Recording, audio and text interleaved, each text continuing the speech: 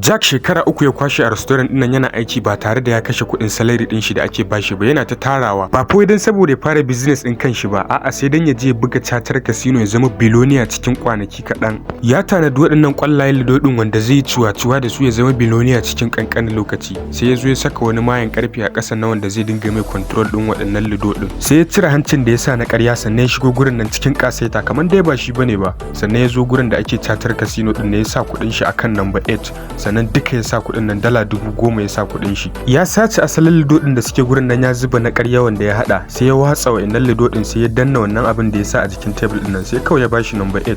Haka ya sa kuɗin shi da ya sa 10,000 suka dawo 60,000. Bayan ya tatike mutanen nan gaba ɗaya sai ya ce to zai tafi VIP game.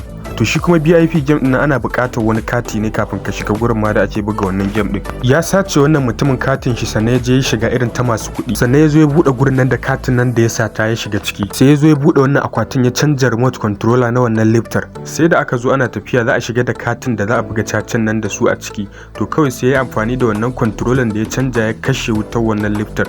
To bayan duhu ya kawo sai kawai ya samu ya amfani da wannan damar ya canja waɗannan katakatan. Shi kuma wannan wanda ya ɗauko katakatan bai san me Jack ya ba, bai san ya riga ya canja katakatan nan ba gabaki ɗayan su. Haka aka fito dai za a je a fara wannan cacar. Ya nuna musu katin sa na VIP sannan ya je nemi guri ya zauna, ya ɗauko wani bakin gilas ya zauna ya zama irin asalin mai kuɗin nan, ya basar irin shegen nan. Bayan an zo an fara rarraba kati, to kawai sai ya kunna wayar shi, dama katakatan nan duk shi ya zuba su. To gilas ɗin shi da ya sa kuma yana iya nuna mai abubuwan da suke cikin katin nan. Yanzu duk yana ganin abin da suke cikin katakatan su. To bayan an fara buga game ɗin sai ya fara yin losing da gangan saboda idan ya winning za su iya gano shi da wuri. Shi kuma wannan mutumin da ya ga alamun cewa bai iya ba sai ya sa kuɗin shi sosai a cikin game ɗin nan. To a wannan lokacin ne Jack ya fara buga mishi asalin cacar. Jack ya lura da katin da yake hannun shi karami ne zai iya winning ɗin shi sai ya saka kuɗin shi gabaki ɗaya. To shi ma haka ya samu ya ɗauki risk da ya sa wannan kuɗaɗen nashi gabaki ɗaya. Jack har ya fara farin ciki sosai saboda yana tunanin ya gama da mutumin nan ya tatike shi. Amma bayan da mutumin nan ya ajiye katakatan shi sai kawai ya ga kartagiya uwar caca ta watsa mutumin nan kuɗaɗen nan gabaki ɗaya. Jack ya samu babban matsala domin gilas ɗin da ya sa da kuma katin da ya sa sun samu disconnecting basu bashi abin da yake so ba. Hakan ya sa gaba ɗaya rasa kuɗaɗen da ya je cuciyo innan mutanen na farko da kuma kuɗaɗen da ya samu a restaurant ɗin nan da ya aiki na shekara 3. To abokai,